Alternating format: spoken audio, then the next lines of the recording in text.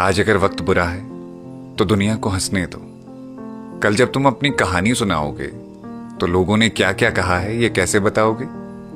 इसलिए थोड़ा सा सब्र रखो और बेहिसाब मेहनत करो। कल जब अच्छा वक्त आएगा ना, ये दुनिया तुम पर हंसते हंसते तुम्हारे साथ हंसने का मौका ढूंढने लगेगी।